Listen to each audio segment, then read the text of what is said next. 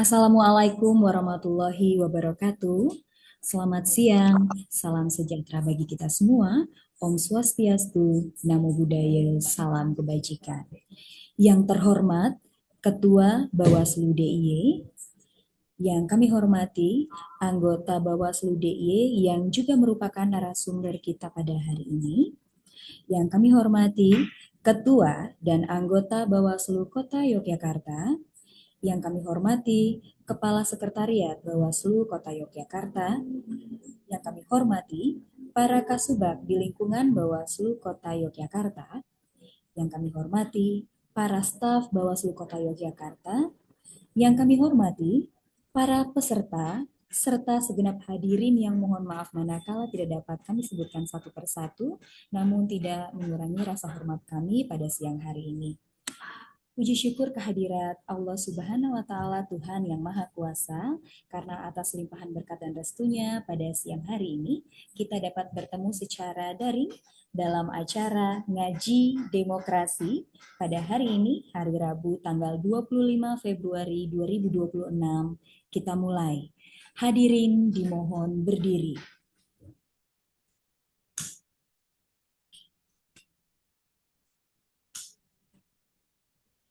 Menyanyikan lagu kebangsaan Indonesia Raya.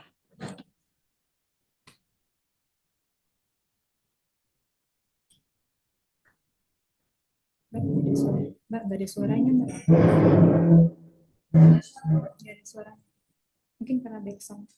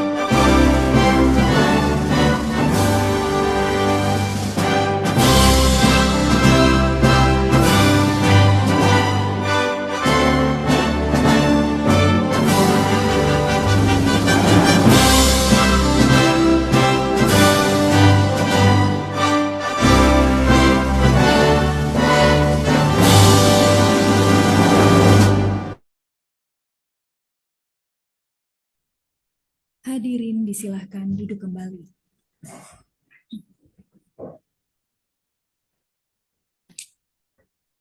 Bapak dan Ibu yang kami hormati, mengawali acara kita pada siang hari ini, marilah kita dengarkan bersama pembacaan Tilawatil Quran oleh Bapak Jupriyadi Saputra. Kepada beliau dengan hormat kami silakan.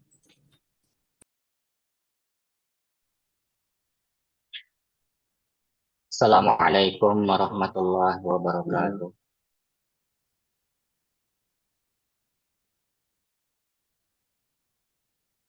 A'udzu billahi minasy syaithanir rajim.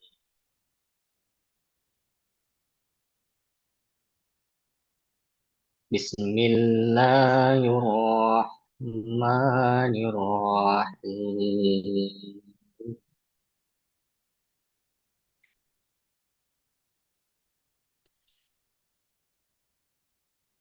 يا أيها الذين آمنوا اتقوا الله حق تقاته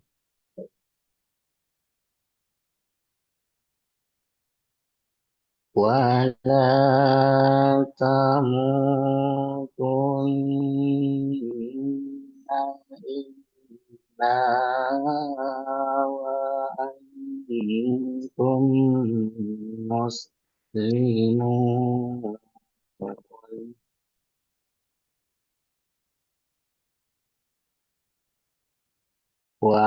واعتصموا بحبل الله جميعا ولا تفرقوا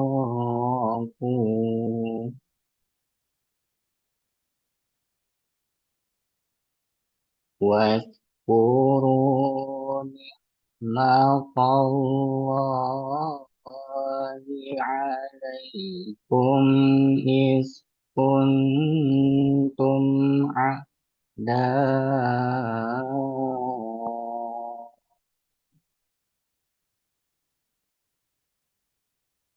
فألف بين قلوبكم فأصبحتم بنعمته إخوانا وكنتم على شفا حفرة من النار فأنقذكم منها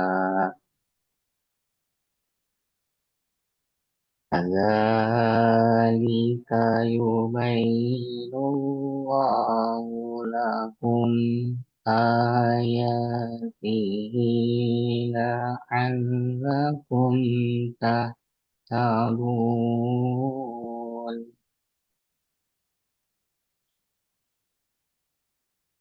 ولتكن منكم أمة يدعون إلى الخير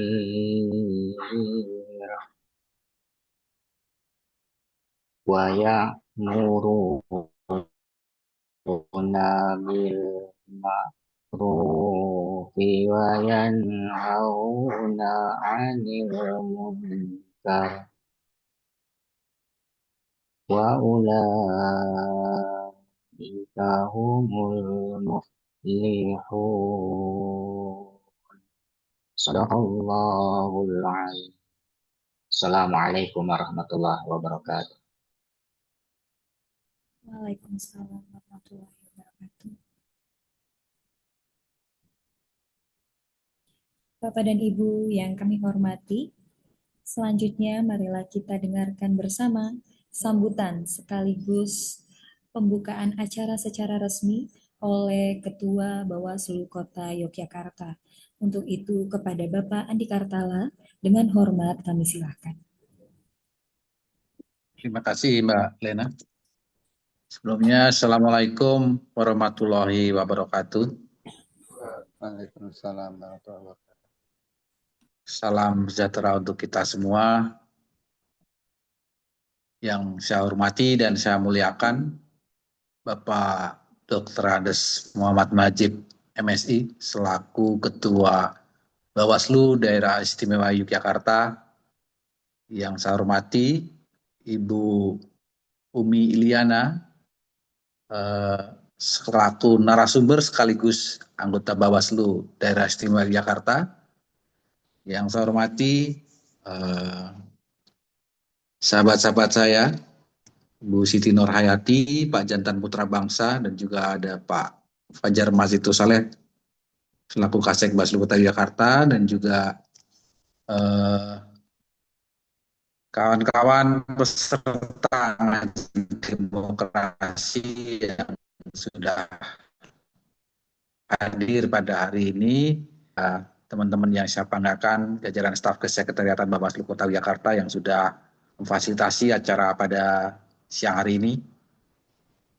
Pertama, marilah kita panjatkan puji dan syukur kepada Tuhan Yang Maha Kuasa, Allah Subhanahu wa Ta'ala, karena pada hari ini kita dapat memulai satu ikhtiar intelektual melalui ngaji demokrasi yang diselenggarakan oleh Bawaslu Kota Yogyakarta. Bapak Ibu dan sahabat kalian yang saya hormati, bahwa program ngaji demokrasi pada bulan Ramadan ini bukanlah pengajian dalam pengertian keagamaan, yang melainkan ini sebuah ruang untuk mengkaji, mendalami, dan merefleksikan praktek demokrasi secara lebih substantif. Jadi pada bulan Ramadan ini sebagai bulan untuk refleksi, bulan pengendalian diri, bulan kejujuran, yang mana nilai-nilai ini kan sejatinya juga merupakan fondasi demokrasi yang sehat. Karena itu kita manfaatkan momentum Ramadan ini, kita gunakan sebagai ruang kontemplatif untuk kemudian kita bisa bertanya apakah demokrasi kita sudah berintegritas, apakah kemudian proses elektoral yang kita lakukan selama ini sudah benar-benar berpihak pada rakyat dan lain-lainnya. Nah, melalui ngaji demokrasi, kami ingin menghadirkan forum yang cair, namun kemudian berbobot, dalam arti ada diskusi kritis nantinya, tapi kemudian tetap konstruktif. Kita ingin demokrasi nanti kita bicarakan bukan hanya ketika ada sengketa atau pelanggaran atau hanya pada saat pemilu, tapi juga bagian dari pembelajaran kolektif kita sebagai warga negara. Saya berharap program ini menjadi ruang yang produktif, nantinya bisa menghadirkan gagasan-gagasan segar dan melahirkan komitmen bersama untuk kemudian menjaga kualitas demokrasi khususnya di Kota Jakarta. Saya lihat di peserta ini banyak juga teman-teman yang kemarin pengawas pemilu ya, baik kemudian ada yang di PKD, ada yang di Panwascam. Semoga nanti tetap konsisten mengawal demokrasi di Kota Jakarta. Mari kita jadikan bulan Ramadan ini bukan hanya momentum spiritual, tapi juga momentum memperdalam kesadaran demokrasi, di mana kejujuran, integritas, dan tanggung jawab adalah nilai-nilai dalam demokrasi yang harus kita jaga. Terima kasih atas kehadiran dan komitmen seluruh pihak. Sebelum saya tutup, saya buka dulu agenda pada siang hari ini terkait ngaji demokrasi yang akan kita laksanakan selama 1 bulan di bulan Ramadan dengan mengucapkan Bismillahirrahmanirrahim. Acara ngaji demokrasi di Bawaslu Kota Jakarta resmi saya buka. Terima kasih atas kehadiran dan komitmen seluruh pihak. Akhirul salam. Wallahul muwaffiq ila aqwamit thoriq. Wassalamualaikum warahmatullahi wabarakatuh. Waalaikumsalam warahmatullahi wabarakatuh. Terima kasih Pak Andi telah berkenan memberikan sambutan dan membuka acara secara resmi pada siang hari ini. Bapak dan Ibu yang kami hormati, selanjutnya marilah kita dengarkan dan simak bersama keynote speech oleh Ketua Bawaslu Daerah Istimewa Yogyakarta. Untuk itu, kepada yang terhormat, Bapak Dr. Andes Muhammad Najib MSI. Terima kasih Mbak Marlena. Assalamualaikum warahmatullahi wabarakatuh. Alhamdulillahirabbil alamin. Wassalatu wassalamu ala sayyidina Muhammadin wa ala alihi washabbihi ajmain. Amma ba'du. Yang saya hormati, saya muliakan sahabatku Mbak Umi Lina selaku narasumber, selaku koordinator P2H Bawaslu DIY. Yang saya hormati Ketua dan anggota Bawaslu Kota Jogja, Pak Kasek, Pak Fajar, segenap Kasubag dan staf, serta segenap peserta yang hadir dalam ngaji demokrasi yang diselenggarakan oleh Bawaslu Kota pada hari ini.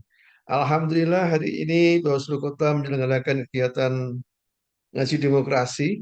Ini adalah kabupaten kota pertama di DIY yang menyelenggarakan setelah provinsi.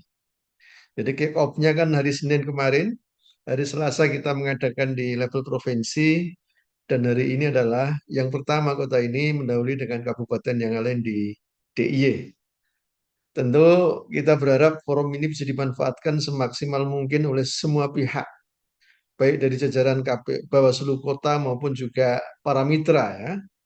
Apalagi saya mendengar tadi dari Mas Ketua, Mas Andi Kartala, kalau pesertanya adalah sebagian adalah para mantan Panwascam, mantan PKD. Tentu kami berharap pada saatnya nanti para mantan bisa menjadi bagian dari pengawas pemilu lagi di pemilu yang akan datang. Dan forum seperti ini menjadi cara kita untuk merawat kepedulian kita pada isu-isu pemilu, pada isu-isu pengawasan pemilu. Jadi Bawaslu itu tidak hanya menjalankan peran sebagai pengawas pemilu yang fokus di tahapan pemilu saja, namun Bawaslu juga concern pada isu untuk yang lebih luas, yaitu isu-isu demokrasi. Bicara demokrasi tidak mengenal tahapan. Demokrasi itu adalah untuk proses yang sepanjang masa. Bahkan bicara pemilu juga tidak terbatas pada tahapan, karena pemilu sendiri punya siklus yang sambung menyambung. Sekarang memang bukan pada fase untuk tahapan elektoral. Sekarang adalah fasenya post elektoral. Tapi bukan berarti kemudian pengawas pemilu tidak punya kegiatan di fase seperti ini. Tetap harus menyiapkan diri untuk menyongsong pemilu yang akan datang. Ada tiga program penting di fase ini. Yang pertama adalah mereview, melakukan evaluasi terhadap seluruh rangkaian proses yang kita kerjakan dalam pemilu yang lalu. Kemudian menyusun rekomendasi untuk perbaikan terhadap pemilu yang akan datang. Yang kedua tentu terkait dengan kita memberikan regulasi, apalagi senyampang akan ada perubahan undang-undang pemilu yang baru, tentu dibutuhkan masukan dari banyak pihak, termasuk dari kawan-kawan di Bawaslu Kota maupun juga segenap mitra, agar ke depan pemilu kita menjadi lebih baik lagi. Satu hal yang lemah dari pemilu kan terkait dengan regulasi. Nggak ada regulasi yang sempurna pasti karena perubahan sosial itu lebih cepat daripada perubahan regulasi.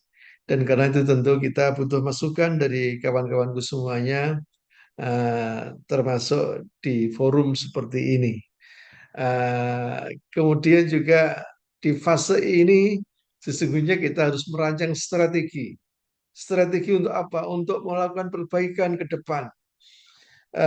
Meskipun di Jogja dan termasuk di kota Jogja pemilu relatif berjalan dengan baik.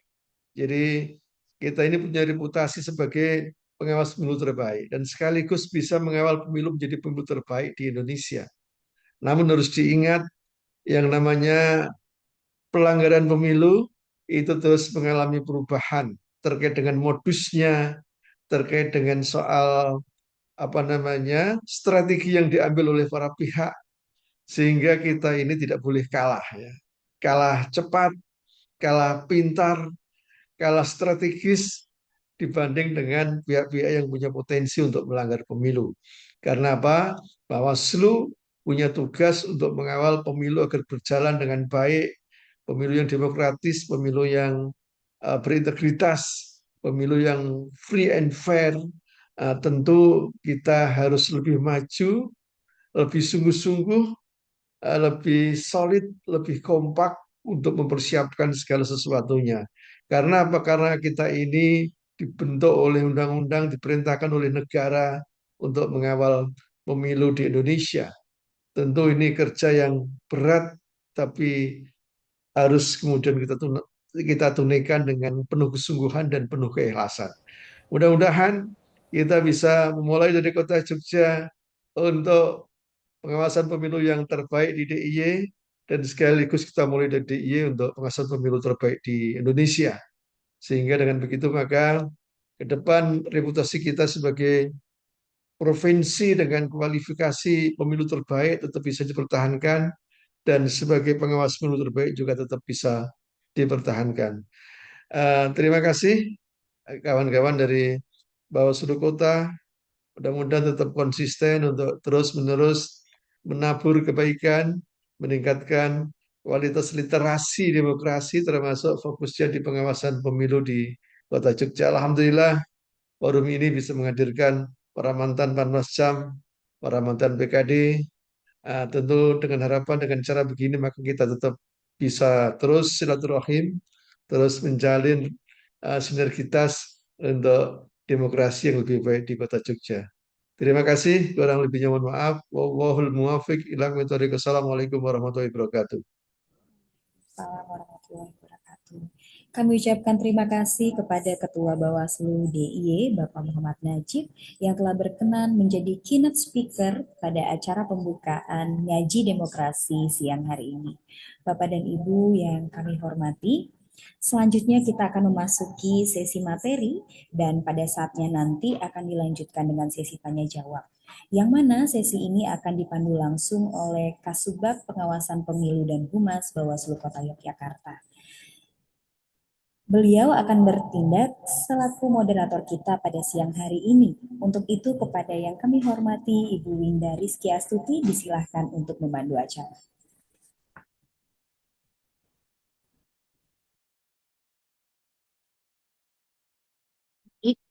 Terima kasih Mbak Lena atas waktunya.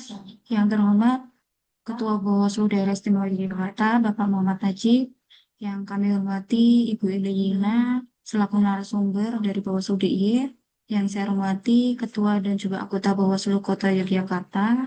Yang saya hormati Kepala Sekretariat Bawaslu Kota Yogyakarta dan juga rekan-rekan peserta ngaji demokrasi. Pada ngaji demokrasi sesi pertama hari ini dengan tema pencegahan sebagai strategi utama Bawaslu dalam pengawasan pemilu, menghadirkan narasumber dari Bawaslu DIY dan juga dari Bawaslu Kota Yogyakarta. Sebelumnya, perkenalkan terlebih dahulu, saya Winda yang akan memandu jalannya diskusi pada hari ini. Sebagaimana kita pahami, paradigma Bawaslu pengawasan pemilu saat ini tidak hanya berfokus pada penindakan pelanggaran, tetapi juga mengedepankan langkah pencegahan melalui pemetaan potensi kerawanan, koordinasi dengan stakeholder, serta penguatan partisipasi masyarakat.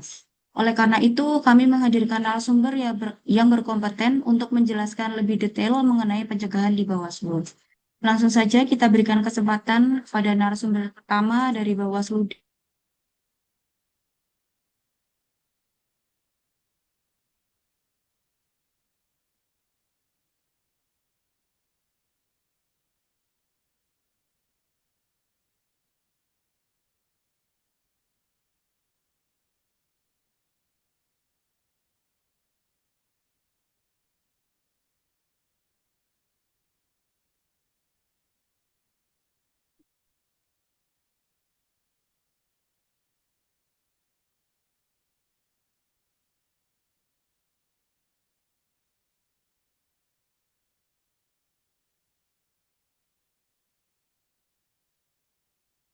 Bapak dan Ibu, kami mohon maaf, ternyata di sini ada sedikit kendala, yaitu jaringan yang kurang stabil. Untuk itu, Ibu moderator kita pada saat ini sedang berusaha memperbaiki masalah yang sedang dihadapi. Kami mohon kesediaannya untuk menunggu. Kami mohon maaf atas ketidaknyamanannya.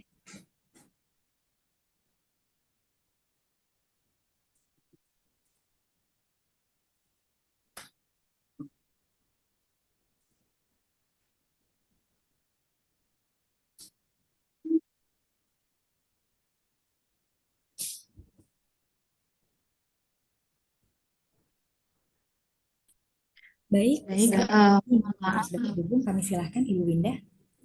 Baik, terima kasih Mbak Marlena. Maaf Bapak Ibu ada kendala jaringan. Baik, selanjutnya langsung saja kita berikan kesempatan kepada narasumber pertama dari Bawaslu DIY selaku Koordinator Divisi Pencegahan, Partisipasi Masyarakat dan Humas untuk memaparkan materinya mengenai pencegahan sebagai pilar utama pengawasan pemilu. Waktu paparan kami berikan kurang lebih 30 menit. Pada Ibu Umi Ilina, kami persilahkan. Oke, baik. Bismillahirrahmanirrahim. Assalamualaikum warahmatullahi wabarakatuh. Selamat siang, Bapak Ibu semua yang saya hormati, eh, Ketua dan sekaligus kolega saya, Pak Najib, Bawaslu DIY, dan Bapak Ibu Ketua dan anggota Bawaslu Bawaslu Kota Yogyakarta beserta Kasek dan jajaran sekretariat Bawaslu Kota Yogyakarta. Alhamdulillah, puji syukur kita bisa berkumpul, bertemu silaturahmi walaupun via daring pada hari ini, berkumpul bersama teman-teman. Kalau saya bilangnya jangan mantan, jadi ingat yang lain nanti masalahnya bulan puasa. Di teman-teman yang sudah purna tugas dari Badan Ad Hoc, tapi tetap menjadi keluarga besar Bawaslu Daerah Istimewa Yogyakarta. Nah, pada kesempatan hari ini, saya menyampaikan tema pencegahan sebagai pilar utama penguasaan pemilu. Mungkin Mbak Winda bisa dibantu untuk slide presentasinya ditampilkan. Bapak Ibu, sebenarnya ini bukan materi baru buat teman-teman peserta giat demokrasi Kota Yogyakarta, tetapi kita mereview mengenai bagaimana proses dan dinamika pemilu maupun pilkada, kenapa pencegahan itu sebagai pilar utama dalam pengawasan pemilu, khususnya sebagai lembaga pengawas penyelenggaraan pemilu. Lanjut, Mbak.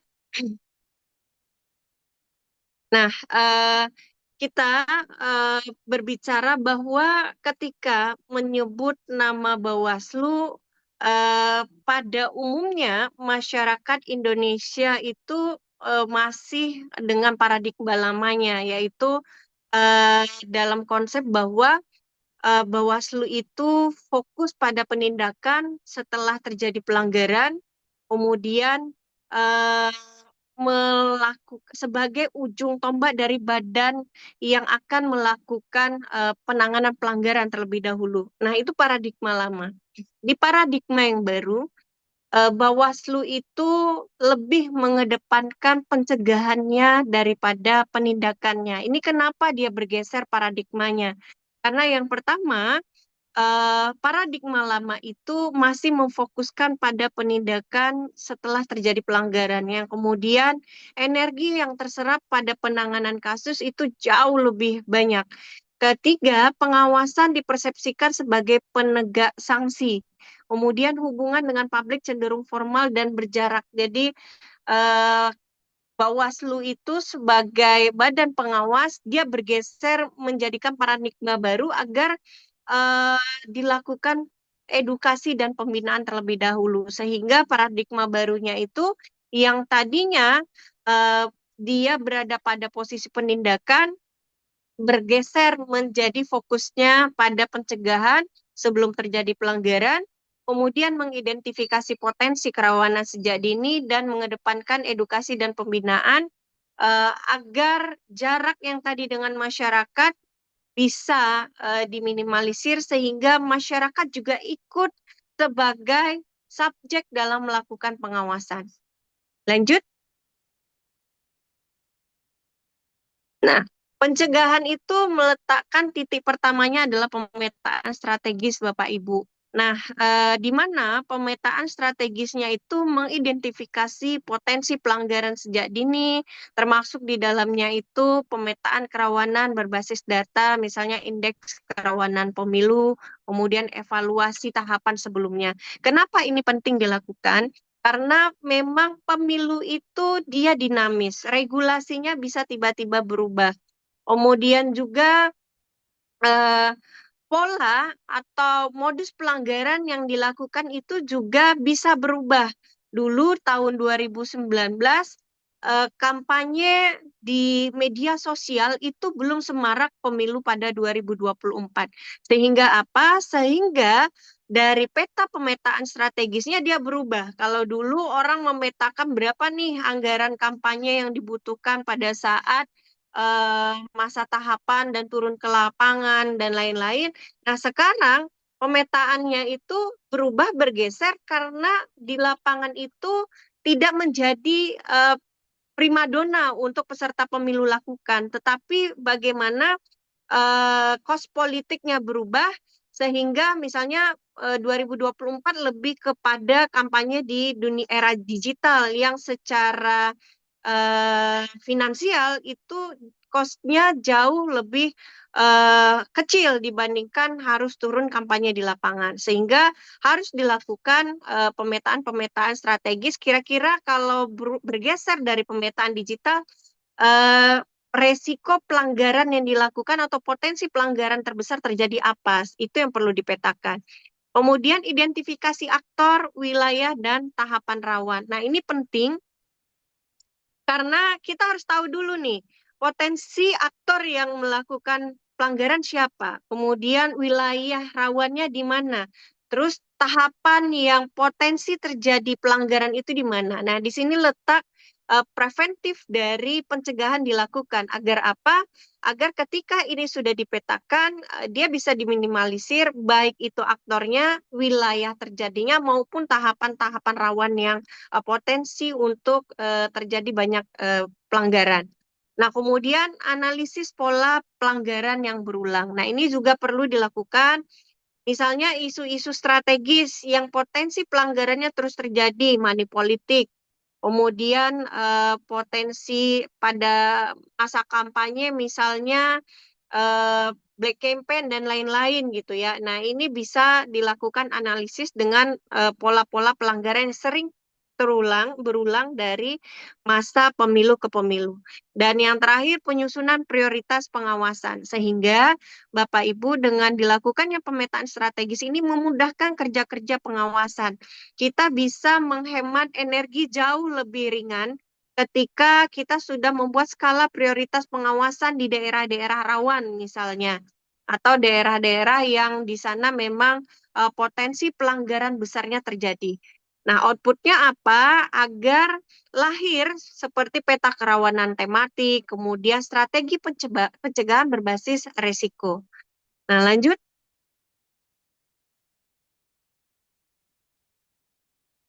Nah, yang perlu dibutuhkan itu dari segi pencegahan adalah sosialisasi dan edukasi partisipatif.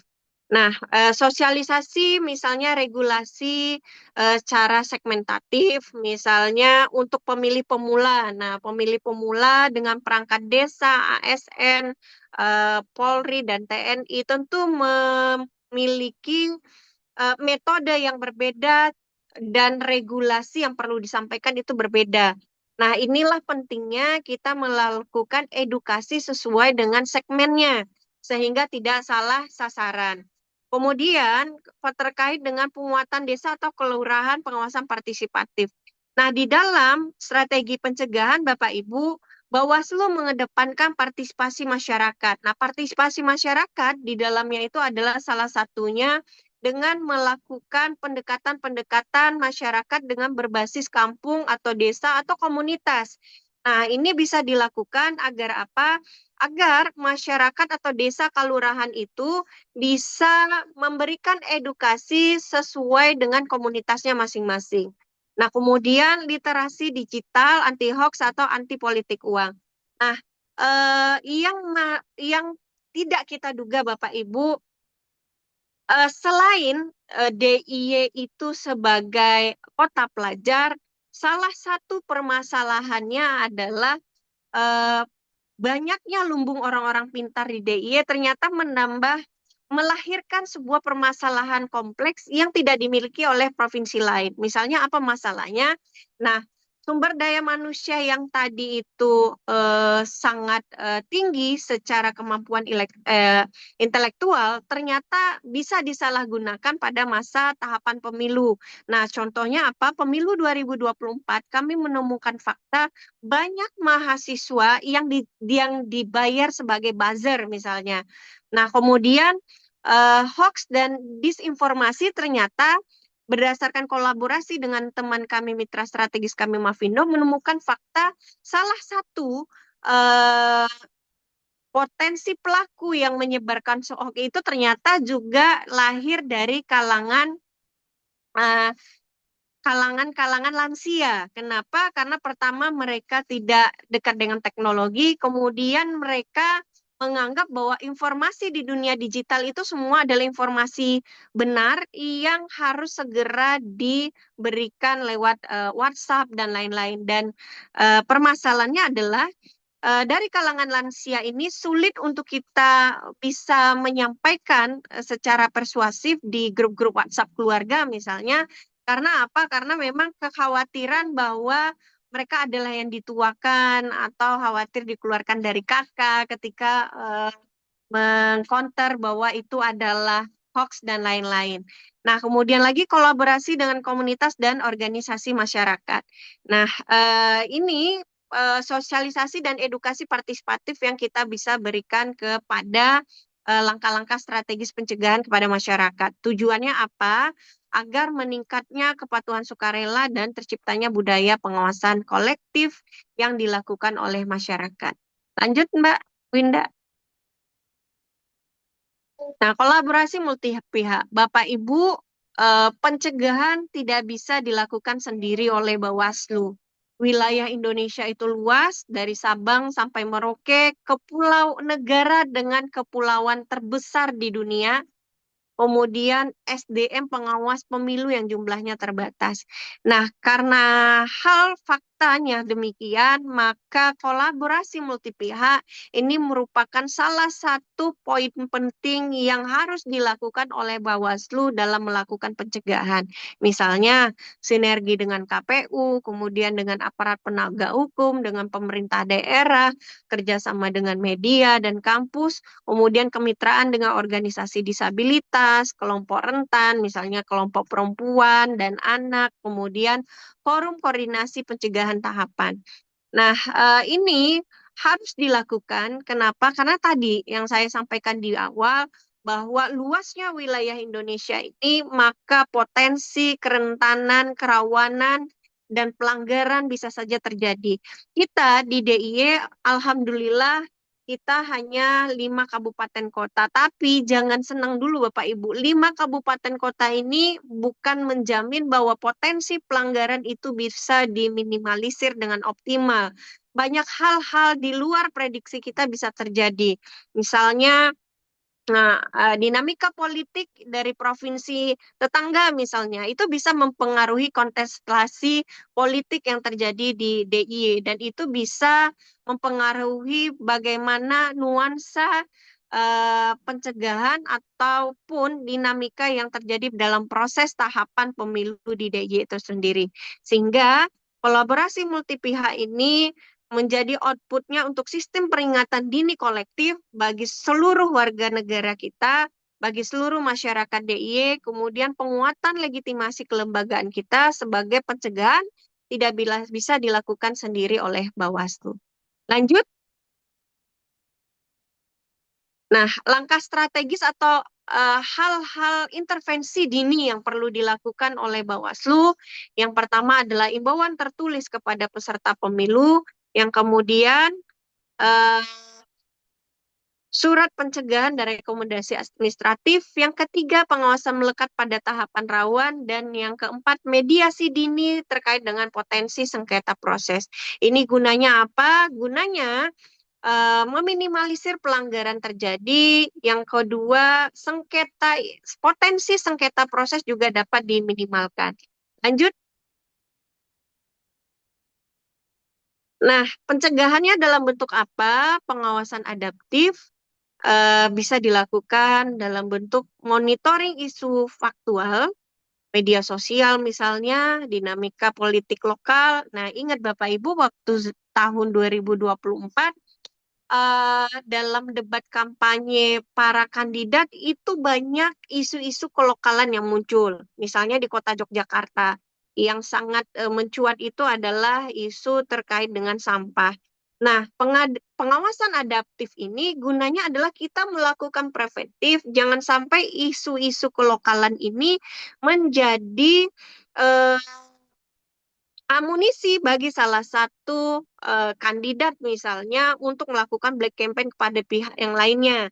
Nah, ini perlu kita lakukan preventif terlebih dulu dengan kita melihat nih kira-kira isu-isu faktual yang bisa disalahgunakan pada saat tahapan pilkada, katakan itu apa misalnya. Kemudian evaluasi cepat setiap tahapan. Nah, sehingga pada masa kampanye kita lakukan evaluasi apa eh, langkah-langkah strategis yang kita lakukan dan apa residu dari kampanye misalnya terkait dengan tahapan berikutnya, misalnya tahapan pungut hitung suara atau pada tahapan masa tenang misalnya, apa residunya. Nah, ini evaluasi ini perlu dilakukan karena harus ada langkah-langkah strategis gunanya untuk kita lakukan preventif pada pengawasan adaptif yang diperlukan.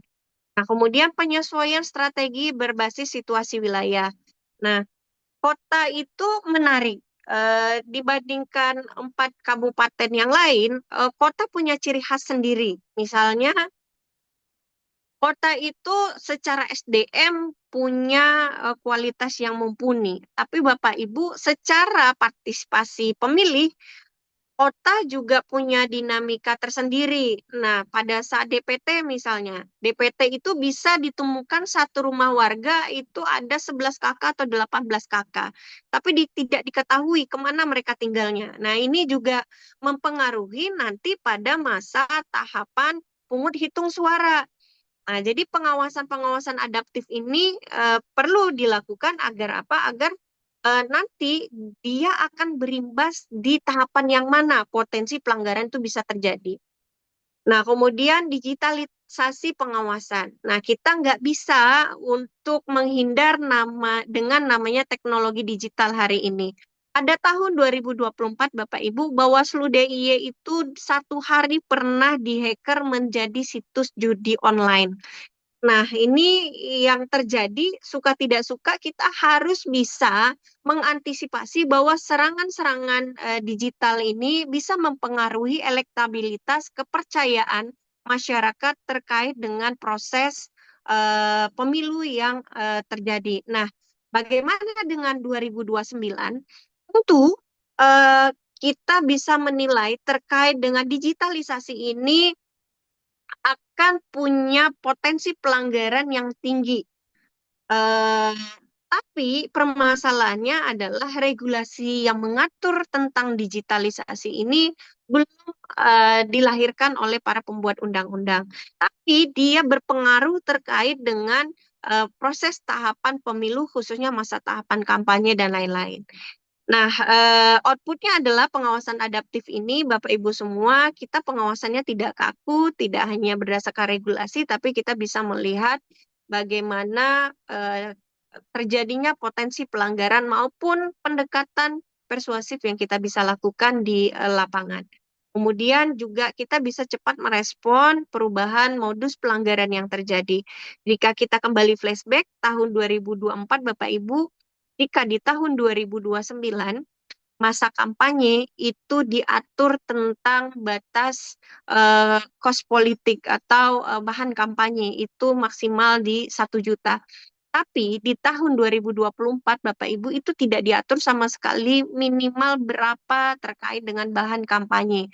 Dan kesepakatan yang dilahirkan itu oleh regulasi yang diatur oleh KPI itu hanya 100, tapi masih samar sama sekali apakah di sana bahan kampanye itu definisinya apa. Sehingga banyak sekali peserta pemilu yang mensiasati pada masa pemilu 2024 itu regulasi yang abu-abu ini, misalnya dilakukan bazar murah dengan bansos yang di lapangan sebenarnya jika masyarakat membeli itu bisa harga 200 ribuan, dibuatlah bazar murah dengan akad 5.000 untuk apa? Untuk mengakali itu bukanlah perbuatan money politik. Nah, hal-hal seperti ini modus pelanggarannya adaptif, akan tetapi regulasinya masih jalan di tempat. Lanjut. Nah, penguatan kepercayaan publik. Bapak Ibu, selain kerja-kerja pencegahan, apapun yang kita kerjakan di belakang layar itu harus kita sampaikan kepada publik. Gunanya apa? Agar publik percaya bahwa setiap tahapan yang berlangsung itu kita sudah upayakan secara maksimal bahwa pencegahan itu sudah dilakukan sebagaimana regulasi yang ada. Sehingga apapun hasilnya, misalnya nanti di pemilu 2029, publik itu trust bahwa hasil pemilu itu memang sudah dilakukan secara demokratis. Kemudian bentuk wujudnya bagaimana? Kita lakukan transparansi, langkah pencegahannya, kemudian kita publikasi hasil pengawasan, dan kita lakukan pendekatan humanis dan persuasif, juga konsistensi integritas pengawas. Nah, ini penting Bapak Ibu karena apa? Jika pengawas saja tidak bisa menjaga integritasnya, bagaimana dia bisa mengawasi secara profesional? Nah, outputnya adalah ketika publik percaya dengan apa hal-hal yang pengawasan sudah kita lakukan, maka apapun hasil nanti di pemilu 2029, tidak ada dinamika politik yang terlalu besar terkait dengan residu dari hasil proses pemilu yang akan berlangsung. Kemudian demokrasi akan terasa lebih sehat dan partisipatif masyarakat bisa lebih ditingkatkan. Lanjut. Nah, nanti akan ada refleksi diskusi kita. Mungkin kita sambil jalan saja. Ini sebagai pemantik Bapak Ibu. Saya yakin dan saya memahami bahwa tidak mungkin kita menggarami air di lautan karena Bapak Ibu semua saya yakin jauh lebih mumpuni terkait dengan isu-isu di lapangan. Kemudian juga Bapak Ibu sebagai purna keluarga besar Bawaslu tentunya banyak pengalaman-pengalaman menarik yang bisa kita diskusikan pada hari ini agar apa? Agar itu menambah asupan kita ke depan pada saat menyongsong tahapan yang sebentar lagi 2027. Ingat Bapak Ibu, Juli 2027 akan masuk tahapan penyelenggaraan pemilu 2029, sehingga refleksi hari ini, ngaji demokrasi kita hari ini semoga bisa memberikan manfaat bukan hanya kepada peserta, tetapi saya juga selaku penyelenggara pemilu di tingkat provinsi, dari sharing ini bisa melahirkan ide-ide dan gagasan yang bermanfaat untuk kita bersama. Terima kasih. Demikian pemantik dari saya, Mbak Winda, saya kembalikan. Ini nanti refleksi diskusi yang bisa kita lakukan. Yang pertama, tolong ditampilkan lagi refleksinya. Nanti bisa jadi bahan diskusi juga untuk bapak-bapak dan ibu-ibu yang ada di dalam forum ini. Di slide terakhir, Mbak. Di slide 2 terakhir. Nah, apakah pencegahan di wilayah kita di kota Yogyakarta sudah berbasis pemetaan resiko? Kemudian, tahapan mana sih yang paling membutuhkan tindakan intervensi dini? Misalnya, dilakukan pencegahan preventif sejak awal dan lain-lain. Yang kemudian yang ketiga, siapa mitra strategis yang belum kita libatkan pada hari ini pasca pemilu dan pilkada 2024. Tentu refleksi ini menjadi poin penting untuk kita bersama agar nanti di pemilu 2029 kita bisa melibatkan banyak stakeholder, bisa merangkul seluruh masyarakat agar ikut membersamai bahwa pengawasan seluruh tahapan demokrasi, seluruh tahapan pemilu itu bukan hanya kewajiban dari Bawaslu, akan tetapi secara konstitusi itu adalah kewajiban seluruh warga negara Indonesia. Terima kasih, saya kembalikan pada Mbak Winda. Assalamualaikum warahmatullahi wabarakatuh. Baik, terima kasih Bu Umi Lina atas paparan materinya mengenai berbagai upaya pencegahan yang dilakukan oleh Bawaslu, mulai dari pemetaan strategi, sosialisasi dan edukasi, kolaborasi, langkah intervensi dini, pengawasan adaptif, hingga penguatan kepercayaan publik. Baik, untuk narasumber selanjutnya dari Bawaslu Kota Yogyakarta selaku Koordinator Divisi Hukum, Pencegahan, Partisipasi Masyarakat dan Humas, yang akan memaparkan materi mengenai strategi pencegahan Bawaslu dalam mengawal demokrasi berkualitas. Kepada Ibu Siti Nurhayati, kami persilakan. Baik, matur nuwun untuk waktu yang diberikan, Mbak Winda. Assalamualaikum warahmatullahi wabarakatuh. Selamat siang, salam sejahtera untuk kita semuanya. Yang kami hormati tentu pimpinan Bawaslu Daerah Istimewa Yogyakarta, Pak Ketua dan Bu Kordif yang alhamdulillah pada kesempatan hari ini berkenan hadir membersamai kami dalam rangka ngaji demokrasi sesi perdana begitu nih. Kemudian yang juga saya hormati Pak Ketua, Pak Kordif, Mas Kasek, seluruh jajaran Bawaslu Kota Yogyakarta, dan tentu yang kami sayangi rekan-rekan sahabat Bawaslu peserta ngaji demokrasi 2026. Baik, sudah banyak yang disampaikan oleh Bu Umi. Kali ini sesi saya adalah mencoba membuka diri begitu ya. Kenapa kemudian mencoba membuka diri? Karena hari ini adalah hari yang baik, momen yang baik bagi kami Bawaslu Kota Yogyakarta untuk bisa bersilaturahmi kembali dengan teman-teman mantan Badan Ad Hoc atau yang sudah purna tugas tadi begitu bahasanya Bu Umi, dan juga ada sahabat Bawaslu yang baru saja bergabung dan mungkin sebelumnya belum pernah mengetahui ya apa itu ngaji demokrasi atau apa sebetulnya ketugasan Bawaslu di masa non-tahapan. Maka kemudian hari ini saya akan mencoba menyampaikan secara teknis apa yang dilakukan oleh Bawaslu Kota menindaklanjuti arahan yang disampaikan oleh Bawaslu DIY. Nah, monggo Mbak Winda untuk bisa di-share. Mbak Winda atau Mbak Mel ini ya? Mbak Melisa ya? Oke.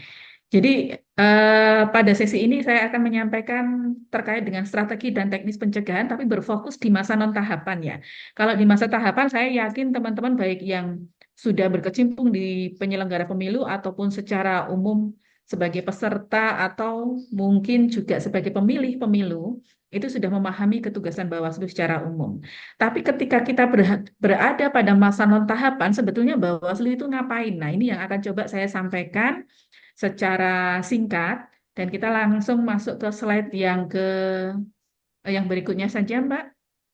Nah, ini ya. Jadi yang sebelumnya, Mbak, sebelumnya. Ya, makasih, Mbak.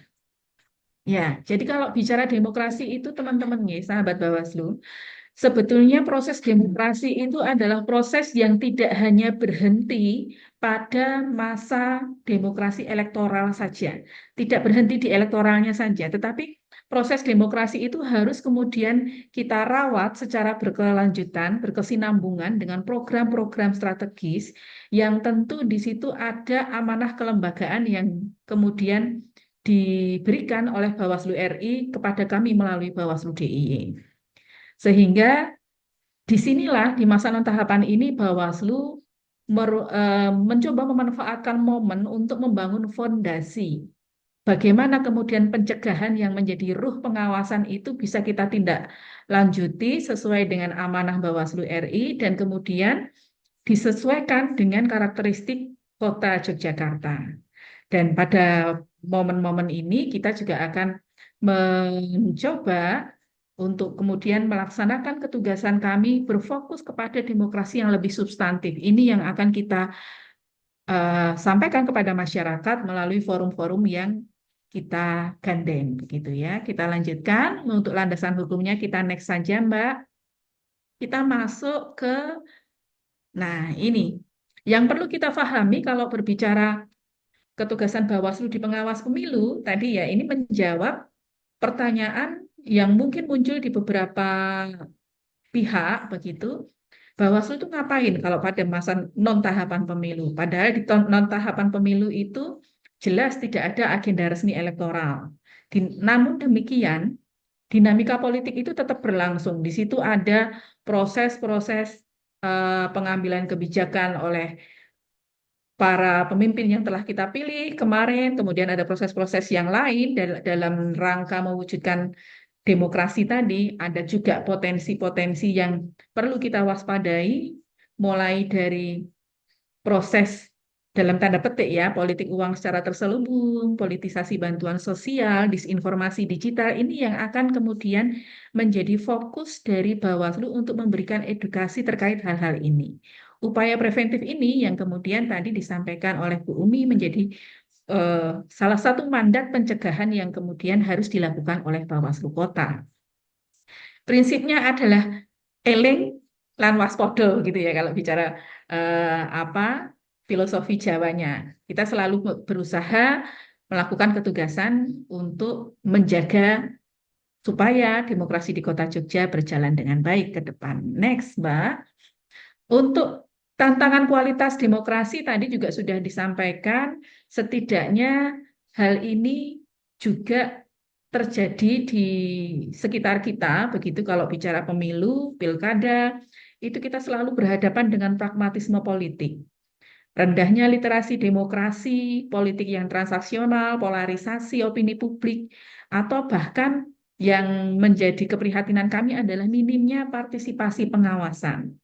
Nah, dalam hal ini, ngaji demokrasi hadir di bulan Ramadan ini setidaknya menjadi salah satu upaya kami untuk mendekatkan diri kembali kepada teman-teman sahabat Bawaslu dan juga masyarakat secara umum untuk memberikan literasi demokrasi dari POV-nya Bawaslu.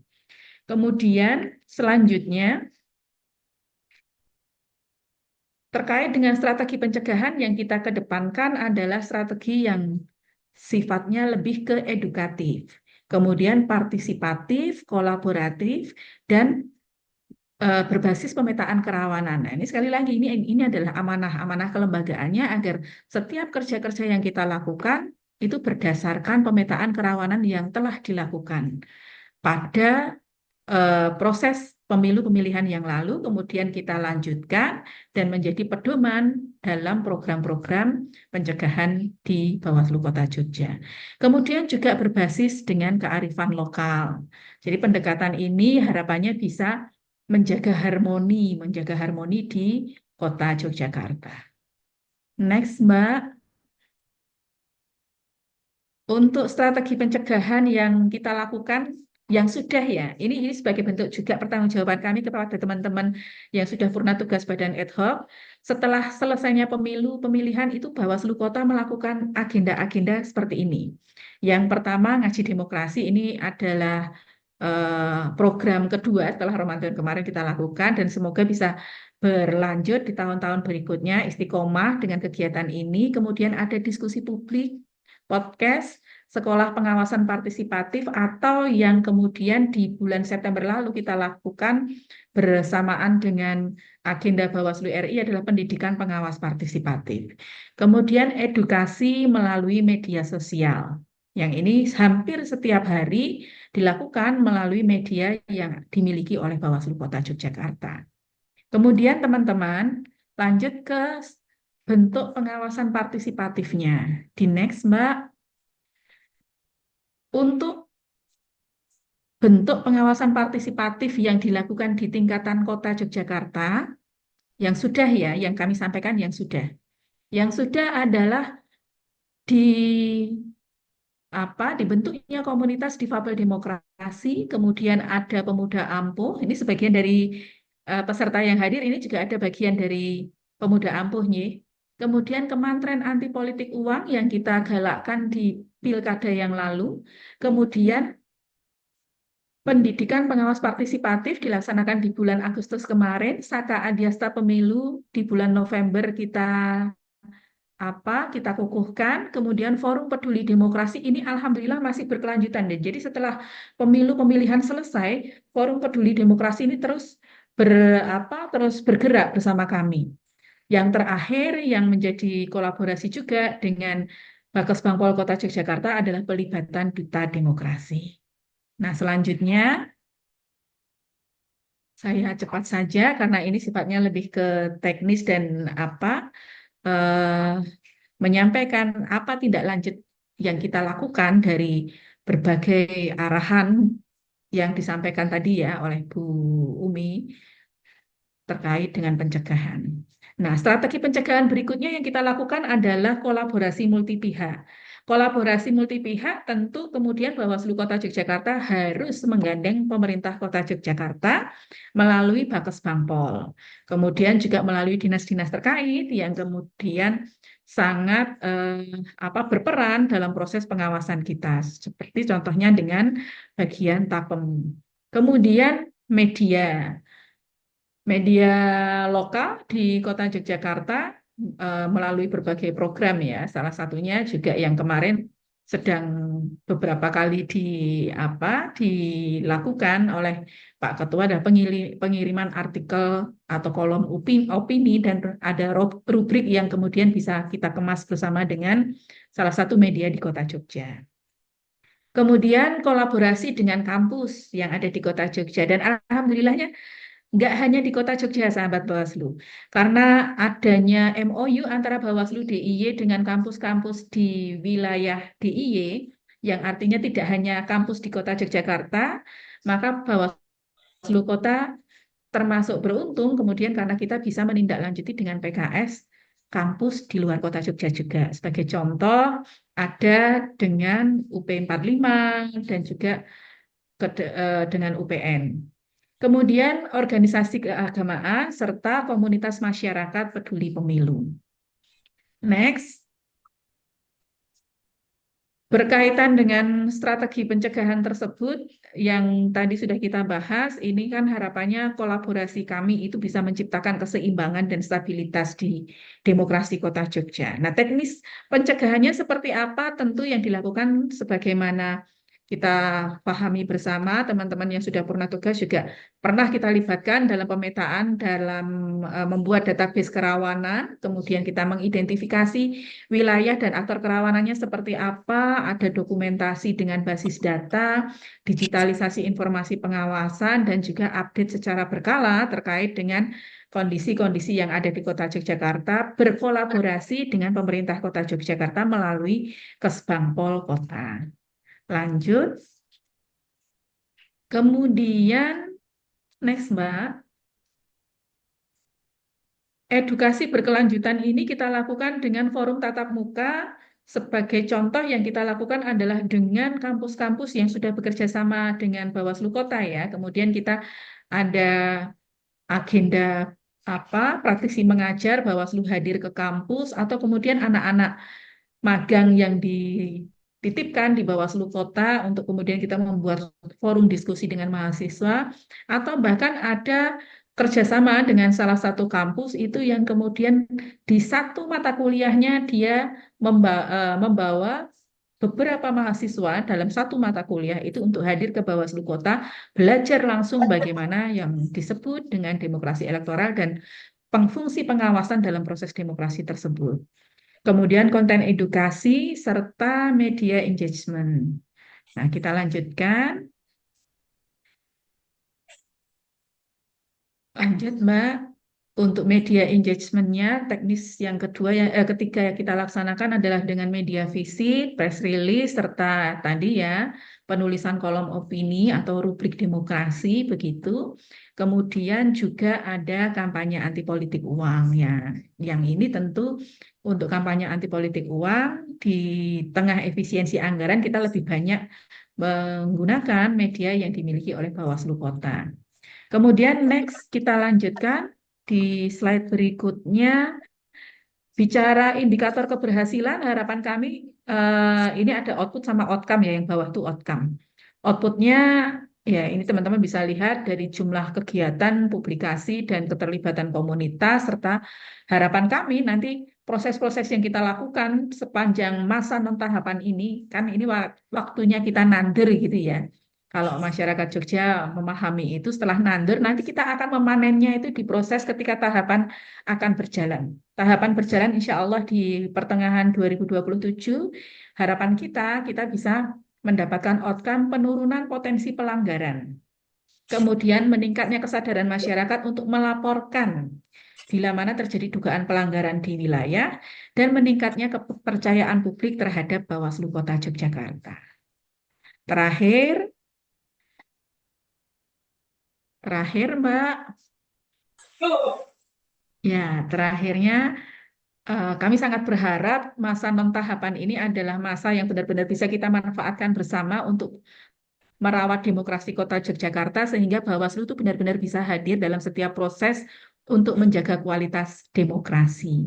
Harapannya sebagaimana filosofi Hamemayu Hayuning Bawono begitu ya, Bawaslu bisa hadir untuk menjaga harmoni demokrasi secara berkelanjutan. Sementara cukup itu yang dapat saya sampaikan, selebihnya saya kembalikan kepada moderator. Banyak maaf atas segala kekurangan. Billahi taufiq wal hidayah. Assalamualaikum warahmatullahi wabarakatuh. Waalaikumsalam warahmatullahi wabarakatuh. Terima kasih Bu Nur atas paparan materinya yang sangat informatif mengenai strategi dan teknis pencegahan Bawaslu Kota Yogyakarta dalam mengawal demokrasi di masa non-tahapan. Baik, kedua narasumber tadi sudah menjelaskan detail mengenai apa saja upaya pencegahan yang dilakukan oleh Bawaslu dalam melakukan ketugasan mengawal pemilu. Selanjutnya kita masuk sesi diskusi dan juga tanya jawab. Peserta dapat menyampaikan pertanyaan melalui fitur chat ataupun raise hand. Tetapi sebelumnya saya sudah melihat ada 3 pertanyaan dari yang pertama dari Mas Dovi, Muhammad Dovi Perdana. Saya bacakan terlebih dahulu. Selamat siang Bu Umi, saya Dovi, izin untuk diskus. Jika lembaga sebelah, sebut saja KPU, memakai tolok ukur kesuksesan pemilu adalah jumlah partisipasi publik atau pemilih, lalu seperti apa tolok ukur Bawaslu dalam memasang parameter kesuksesan pemilu? Apakah jumlah pencegahan yang dilakukan penyelenggara, jumlah dugaan pelanggaran yang diregister, atau seperti apa? Kemudian mohon tanggapan Bu Umi terkait rencana pelaksanaan pemilu lokal dan juga nasional yang diselenggarakan pada 2029 dan 2031. Apa positif atau negatif impact-nya bagi masyarakat? Terima kasih. Pertanyaan kedua dari Bapak Kisandri. Mohon izin bertanya, langkah konkret apa yang dilakukan dari stakeholder yang terkait, terutama dari jajaran Bawaslu, untuk mencegah terjadinya pelanggaran, terutama di masyarakat, sebagai partisipan pemilu, sehingga bentuk pelanggaran benar-benar bisa dituntaskan setidaknya diminimalisir. Juga dengan pihak akademisi, terutama para warga akademisi yang mempunyai hak pilih. Lalu yang ketiga dari Bapak Danang, alangkah lebih baik pada saat non-tahapan sebagai bentuk pengawasan selalu memberikan edukasi pencegahan ataupun hal terkait pemilu yang tidak boleh dilakukan terkait pelanggaran. Dan kemudian sesuai Zoom, saat ini tujuan dari ngaji demokrasi antara lain meningkatkan toleransi, meningkatkan partisipatif masyarakat secara aktif dalam proses demokrasi. Apalagi masalah money politik justru apa yang ampuh untuk pencegahan, karena politik transaksional belum bisa minimal atau berkurang. Baik, mungkin 3 penanya terlebih dahulu, ya, Bu Umi dan juga Bu Nur. Untuk selanjutnya nanti akan saya bacakan kembali. Mungkin dari Bu Umi terlebih dahulu bisa memberikan respon. Baik, saya respon ya. Yang pertama dari ini Mbak Doni atau Mas Doni ya? Mas Dovi. Mas Dovi ya, Mas Dovi. Oke, maaf nih Mas Dovi, ini jam-jam rawan ini. Yang pertama terkait tolak ukur kalau parameternya kesuksesan kalau dari kacamatanya Bawaslu itu gimana sih? Nah, kalau Bawaslu itu melihat bukan saja dari tingkat partisipasi masyarakatnya, tetapi melihat bagaimana pelanggaran itu bisa diminimalisir, kemudian juga potensi adanya pemilihan ulang atau yang kita familiar PSU itu bisa diminimalisir.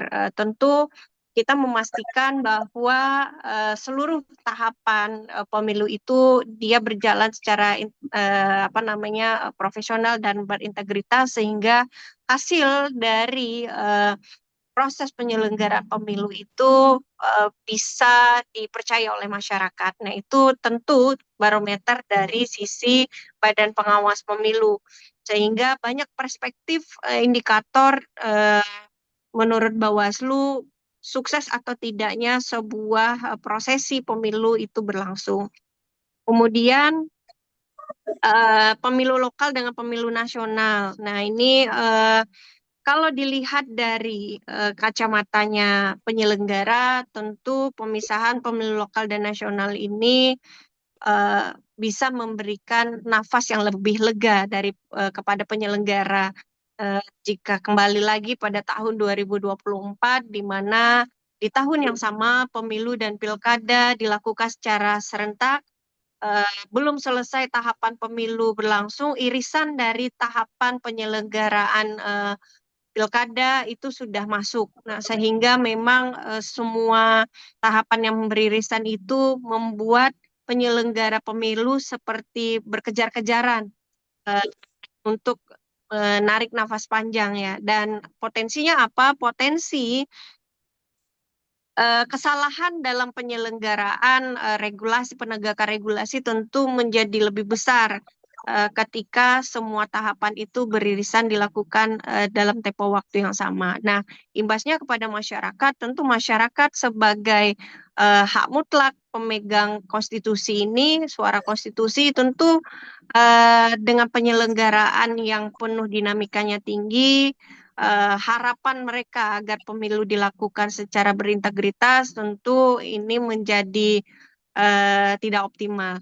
Nah, nanti di tahun 2029 antara pemilihan pilpres dengan kepala daerah, walaupun masih belum final karena kita memang sampai hari ini masih berdasarkan Undang-Undang 7 tahun 2017. Nah, ini masih undang-undang yang lama sehingga Bapak Ibu semua tentu sebagai penyelenggara pemilu kita tidak bisa berandai-andai. Tapi untuk kita memetakan ke depan apakah lebih bermanfaat ketika dia dipisahkan, ada plus minusnya. Untuk kontestasi nasional, tentu yang di pusat lebih diuntungkan. Karena apa? Karena mereka tidak perlu memikirkan kontestasi pilkada di tahun yang sama karena mereka diberi ruang yang lebih lega.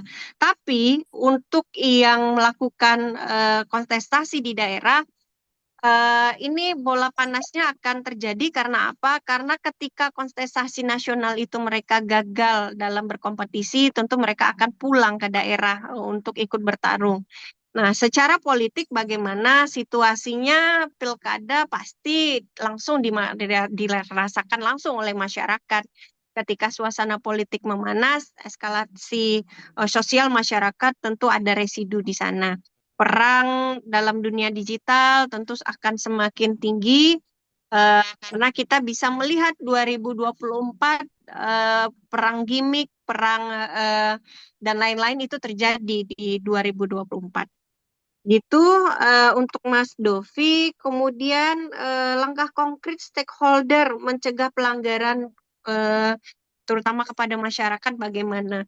Nah, Bapak Ibu, yang kami rasakan sebagai penyelenggara pemilu di daerah istimewa Yogyakarta, kami sangat-sangat terbantu di pemilu 2024 karena Forkompinda di daerah istimewa Yogyakarta itu termasuk salah satu Forkompinda yang paling solid yang saya rasakan. Kenapa? Karena keterbukaan terkait dengan potensi-potensi pelanggaran serta langkah-langkah strategis itu dengan sangat cepat segera dikomunikasikan. Misalnya ada forum rutin di tingkat Forkompinda. Itu di masa tahapan yang kami rasakan itu nyaris 2 minggu sekali. Ketika memang misalnya ada tahapan yang urgensi, itu kita buka-bukaan data yang kita miliki. Sehingga kami di penyelenggara pemilu bisa mengantisipasi kira-kira langkah strategis apa yang perlu kita lakukan untuk bisa mencegah potensi-potensi pelanggaran yang sudah dipetakan oleh stakeholder. Nah, tentunya ini sangat membantu masyarakat ya agar potensi-potensi kecurangan tadi itu bisa kita cegah lebih dini. Begitu kira-kira yang bisa saya jawab, Mas. Ada lagi Mbak Winda yang terlewatkan pertanyaannya? Udah, Bu. Halo, Tadi Mbak Winda, 3. udah ya? Iya. Nah, cukup Monggo. dari saya. Nanti kalau ada feedback, monggo bisa kita diskusikan. Terima kasih. Terima kasih Bu Umi. Lanjut dari Bu Nur, responnya menambahkan. Baik. Tadi pertanyaannya sampai yang ketiga ya Mbak ya, sampai yang di Pak Danang ya Mbak ya. Sampai Pak Nah, Danang. Oke, saya merespon yang di Pak Danang saja, yang Bu Umi tadi sudah secara keseluruhan terjawab tuntas itu yang Pak Kis dan Mas Dovi. Nah, yang di Pak Danang ini terkait dengan pencegahan di masa non-tahapan. Bentuk pengawasan selalu memberikan edukasi pencegahan atau alangkah lebih baik pada saat ini masukan ya, matur nuwun sangat ini Pak Danang memberikan masukan kepada Bawaslu. Nah, ini memang waktu yang tepat bagi Bawaslu membuka diri ya. Membuka diri untuk memberikan ruang bagi publik memberikan masukan yang sifatnya konstruktif bagi Bawaslu Kota. Alangkah lebih baik pada saat non-tahapan sebagai bentuk pengawasan selalu memberikan edukasi pencegahan ataupun hal terkait pemilu yang tidak boleh dilakukan terkait pelanggaran. Dan kemudian sesuai Zoom saat ini tujuan ngaji demokrasi antara lain meningkatkan toleransi, meningkatkan partisipatif masyarakat secara aktif dalam proses demokrasi. Ya ini Mas lebih kepada Insya Allah kita sepakat ya Pak Danang ya kita satu visi nih ya. Semoga kemudian besok di proses pemilu dan pemilihan bisa berkolaborasi. Apalagi terkait dengan masalah money politik. Jurus apa yang ampuh untuk pencegahan karena politik transaksional belum bisa atau minimal berkurang. Nah inilah bentuk kolaborasi kita yang perlu kita laksanakan antara Bawaslu Kota dengan masyarakat. Karena tentu Bawaslu itu nggak bisa bekerja sendiri. KPU akan berfokus pada teknis pelaksanaan penyelenggaraannya. Nah Bawaslu ini bebannya lebih berat. Kenapa? Karena selain mengawasi apa yang dilaksanakan oleh KPU agar sesuai dengan regulasi, Bawaslu juga harus memastikan nih, peserta pemilu tidak melaksanakan potensi pelanggaran terkait dengan money politik. Selain peserta pemilu, Bawaslu juga berfokus kepada pemilih. Supaya apa? Supaya masyarakat memahami bahayanya politik uang. Maka yang harus dilakukan Bawaslu apa? Kolaborasi. Bawaslu nggak bisa bekerja sendiri, maka Bawaslu melibatkan siapa? Sebagaimana yang kemudian saya sampaikan tadi, Bawaslu melibatkan pemerintah kota dalam hal ini, kita bersama Kabagtapem pemerintah kota Yogyakarta waktu itu menggandeng 14 MPP sekota Jogja untuk memastikan, memberikan himbauan kepada masyarakat, memastikan di wilayahnya jangan sampai terjadi potensi politik uang. Itu yang kita laksanakan. Tapi apakah cukup di situ? Enggak. Kenapa enggak? Karena bicara edukasi, bicara kemudian yang berkelanjutan itu Bawaslu nggak bisa kalau bicaranya hanya di pemilu pemilihan saja.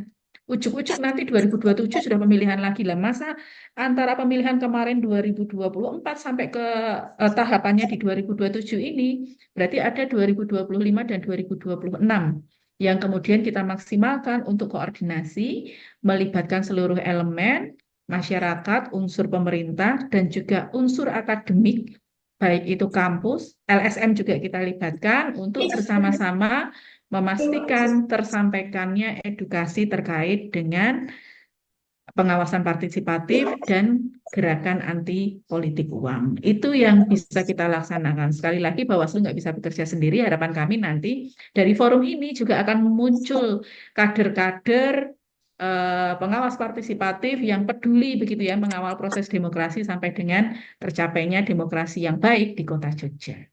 Itu Mbak Winda, saya kembalikan.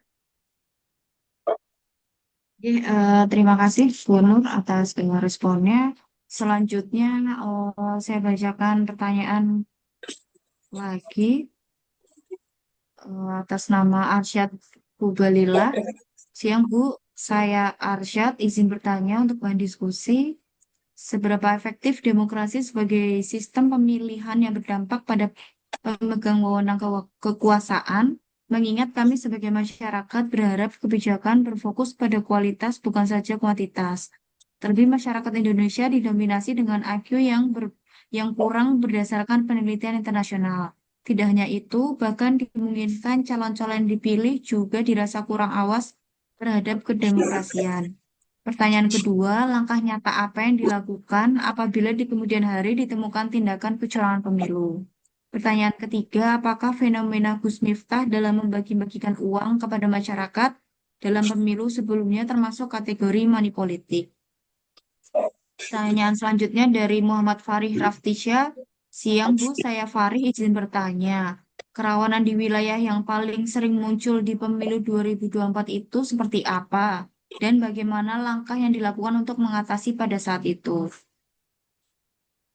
Selanjutnya ada Galih Wicaksono.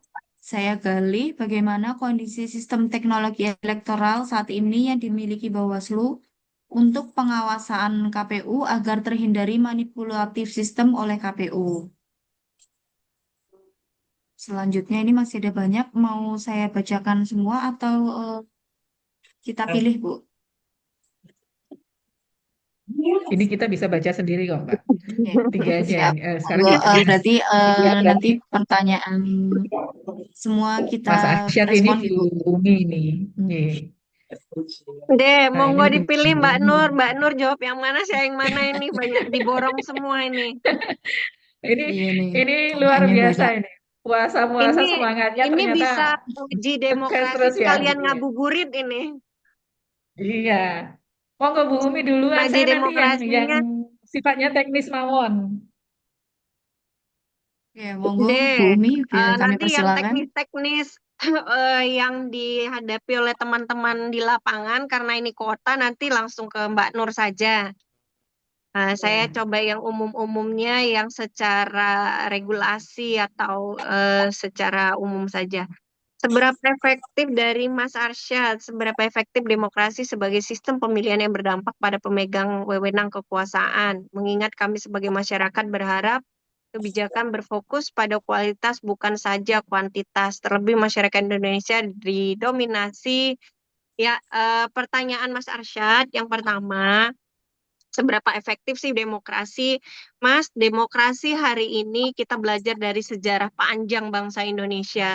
Kita pernah merasakan bagaimana parlementer kemudian berubah jadi demokrasi terpimpin, kemudian tahun 1998 kita masuk masa reformasi, dan bagaimana konstitusi kita sudah diamandemen sebanyak 4 kali. Kenapa? Karena demokrasi itu masih mencari jati dirinya. Nah, karena eh, jadi bedakan demokrasi dengan politik yang terjadi pada bangsa kita hari ini gitu. Kalau demokrasi pada prinsipnya adalah suara rakyat. Nah, kemudian dengan tata kelola pemilu hari ini, apakah demokrasi ini, suara rakyat hari ini sudah sampai pada cita-cita yang diidam-idamkan oleh bangsa kita? Nah, itu pertanyaan yang menurut saya sebagai refleksi kita semua. Apakah benar masyarakat kita sudah memilih menggunakan hak pilihnya dengan hati nuraninya, atau hanya memilih dengan embel-embel ini adalah pesta tahunan, mumpung ada yang memberikan amplop dan lain-lain. Nah, itu tentu harus kita secara pribadi yang menjawabnya. Saya sebagai warga negara Indonesia melihat bahwa demokrasi kita masih memang belum sempurna. Tetapi jika dibandingkan bagaimana sejarah bangsa kita, baik itu masa kelam yang pernah kita lewati, pernah kita dipimpin secara kekuasaan yang tidak boleh diganggu gugat dan lain-lain. Tentu demokrasi hari ini jauh lebih cerah walaupun masih belum sempurna. Nah, kekurangan-kekurangan itulah yang ke depan kita pemilu di 2029 kita bawa, kita kelola dengan baik sehingga pemimpin-pemimpin yang terpilih yang memegang kekuasaan tadi bisa merefleksikan suara rakyat benar-benar berdasarkan apa yang dicita-citakan oleh bangsa kita sejak lama. Nah, mungkin itu kalau saya, Mas, karena memang kita punya sejarah yang panjang dengan dinamika demokrasi kita. Kemudian langkah nyata apa yang dilakukan apabila di kemudian hari ditemukan tindakan kecurangan pemilu. Dalam Undang-Undang Pemilu ada masa expirednya bahasanya. Jadi ada masa kadaluarsanya ketika kecurangan itu terjadi. Nah, oleh karena itu Bapak Ibu semua perlu kita mengedukasi masyarakat bahwa ketika melihat kecurangan pada pemilu terjadi di depan mata, maka jangan takut untuk melaporkan kepada Bawaslu. Karena ada 2 pintu masuk pelaporan yang bisa dilakukan. Yang pertama atas temuan dari Bawaslu itu sendiri, yang kedua atas laporan masyarakat. Nah, kenapa itu perlu dikawal? Karena itu tadi, ketika proses pemilu sudah berakhir tapi baru dirasakan ada tindakan kecurangan di sana, undang-undang kita masih mengatur adanya masa kadaluarsa. Sehingga di kemudian hari ditemukan karena masa kadaluarsanya itu sudah lewat, maka kita tidak bisa berbuat apa-apa. Nah, pertanyaan ketiganya, apakah fenomena Gus Miftah dalam membagi-bagikan uang kepada masyarakat dalam pemilu sebelumnya termasuk kategori money politik? Nah, tadi Bapak Ibu, walaupun pemilu itu diatur oleh lex spesialis dalam Undang-Undang 7, tapi terkait dengan klausul money politik, Bapak Ibu, dia masih diatur secara KUHAP. Nah, di dalam KUHAP kita, walaupun KUHAP yang baru, itu masih sama, ada namanya syarat formil dan material yang harus dipenuhi. Nah, fenomena Gus Miftah pada tahun 2024 itu, dalam Undang-Undang Pemilu, siapa yang bisa dijerat adalah pertama peserta, kemudian yang kedua, dia adalah bagian dari tim sukses yang terdaftar.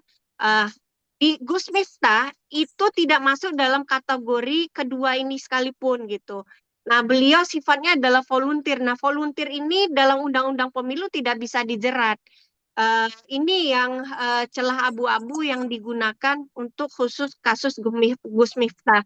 Sehingga teman-teman Bawaslu dari saya lupa Sumeneb apa ya, Sumeneb waktu datang melakukan klarifikasi ke DIY kepada Gus Miftah, syarat material dan formil itu tidak terpenuhi. Sehingga walaupun Bapak Ibu secara keyakinan meyakini bahwa itu ada money politik, tetapi secara regulasi dia tidak bisa dibuktikan. Itulah kelemahan regulasi kita Bapak Ibu semua. Kemudian kerawanan wilayah paling sering muncul. Kerawanan wilayah yang paling sering muncul di pemilu 2024 seperti apa dan bagaimana langkah dilakukan? Saya jawab secara umum saja, Mas Muhammad Farih. Saya jawab secara umum, nanti kalau Mbak Nur masih ada waktu bisa dilengkapi lagi.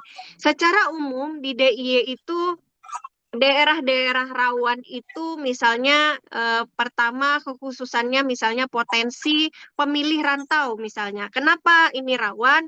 Karena potensi pemilih rantau dia akan melakukan yang namanya DPTB, jadi daftar pemilih tambahan. Sehingga kalau 2024 yang lalu itu ada 5 surat suara, maka DPTB ini tidak bisa mencoblos 5 surat suara sepenuhnya. Nah, potensi kerawanannya di mana ada surat suara sisa yang tidak digunakan. Nah, ini yang perlu dicegah oleh penyelenggara pemilu agar tidak disalahgunakan. Nah, itu salah satu contoh real yang terjadi misalnya di DIY. Kemudian TPS rawan, misalnya TPS rawan apa? Rawan dari riwayat di pemilu sebelumnya misalnya terjadi money politik. Nah, tahun 2024 yang lalu di wilayah kabupaten di beberapa wilayah di DIY itu di Sleman saja misalnya itu terjadi serangan fajar pada saat masa 1 hari sebelum pemungutan suara. Jadi di masa tenang itu, nah itu ada potensi riwayat apa namanya money politik yang Bapak Ibu semua juga sudah tahu bahwa di Sleman pada pilkada yang lalu itu sudah ada terkait putusan pengadilan terkait putusan penerima dari money politik yang dipidana 3 tahun penjara. Nah, kemudian lagi langkah-langkah yang dilakukan apa? Langkah-langkah pencegahannya itu tadi Bapak Ibu semua, kita melakukan pemetaan, misalnya di daerah mana yang potensi kerawanannya terjadi. Misalnya di daerah pemilih rantau misalnya. Nah, potensinya apa? Atau di daerah padat penduduk misalnya. Nah, potensinya apa? Misalnya ada yang tidak terdaftar sebagai pemilih, sehingga potensi nanti saat pemungutan suara tiba-tiba ada yang ingin menyalurkan hak suaranya tapi dia tidak terdaftar sebagai pemilih. Nah, ini bagaimana? Karena secara hak kewarganegaraan dia punya hak untuk itu, tapi secara regulasi jika tidak terdaftar ia tidak bisa memilih. Nah, ini potensi-potensi kerawanan yang bisa terjadi. Kemudian bagaimana kondisi sistem teknologi elektoral saat ini yang dimiliki Bawaslu untuk pengawasan KPU agar terhindar manipulatif sistem oleh KPU. Sampai hari ini Bapak Ibu, Bawaslu belum punya sistem yang bisa terkoneksi secara gamblang dengan sistem yang dimiliki oleh KPU. Dalam arti ada bahasanya adalah akses terbatas. Nah, inilah yang perlu dikawal tahun 2029 karena memang ada perbedaan perspektif oleh Kementerian Dalam Negeri bahwa akses terbuka misalnya terkait dengan data pemilih tetap misalnya itu hanya bisa diberikan kepada KPU karena Kementerian Dalam Negeri misalnya menganggap bahwa dalam Undang-Undang Dasar itu penyelenggara pemilu yang dimaksud hanya KPU. Nah, sehingga hanya berani diberikan KPU, sementara kepada Bawaslu mereka tidak, alasannya ada dua hal. Yang pertama, dalam Undang-Undang Dasarnya itu tidak tercantum Bawaslu, kemudian yang kedua tidak punya MOU dengan Kemendagri. Nah, jadi ini polemik panjang yang berakibat kepada aksesibilitas yang tidak bisa diberikan kepada Bawaslu untuk mengawasi secara gamblang oleh sistemnya KPU. Nah, itu kemudian yang ingin ditanyakan terkait imbauan tertulis secara empiris, imbauan tertulis seringkali dianggap tidak memiliki efek jera bagi para politik yang nakal.